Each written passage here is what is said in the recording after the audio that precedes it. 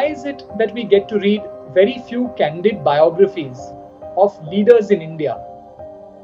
In 2004, a Pulitzer Prize-winning historian, Gordon Wood, wrote a revealing biography of one of America's most beloved founding fathers, Benjamin Franklin. In it, he told us about the many great things that Franklin had done. For instance, he wrote that Franklin negotiated a treaty with the French, without which America could never have won its War of Independence. He pointed out that Franklin had established lightning to be an electrical phenomenon, and that he had even invented the bifocals. However, Gordon didn't stop there. He went on to tell his readers about Benjamin Franklin's many flaws. For example, he wrote that Franklin owned slaves for 30 years and that he became an abolitionist only towards the end of his life. Franklin, we learn, wanted to exclude Germans from the New World. Many prominent American leaders in his time, including James Madison, suspected Franklin's motives, believing him to be beholden either to the British or the French. 15 years later, a historian who decides to write something similar in India is likely to be met with several difficulties. The law of criminal defamation applies to the dead here as well. So one could face a criminal case for defaming a deceased historical figure.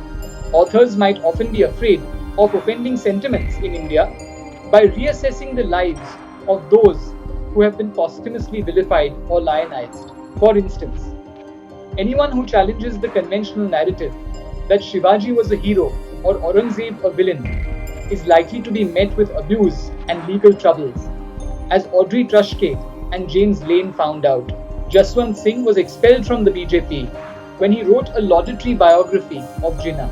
One would approach the task of writing a revisionist biography of Ambedkar, for instance, with extreme caution because of how he is now worshipped almost as a god in many parts of India.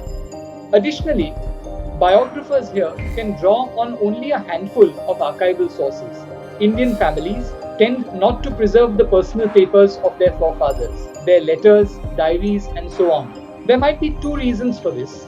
Firstly, there are very few libraries which archive and preserve personal papers in India, unlike institutions abroad. Secondly, occupations in India very often tend to be hereditary, and so the reputation of one's ancestor often affects one's present prospects.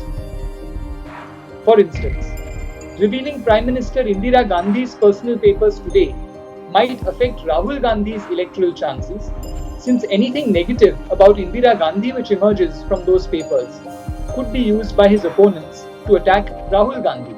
It is here that one of Benjamin Franklin's famous sayings comes to mind. If you would not tell your secret to an enemy, tell it not to a friend.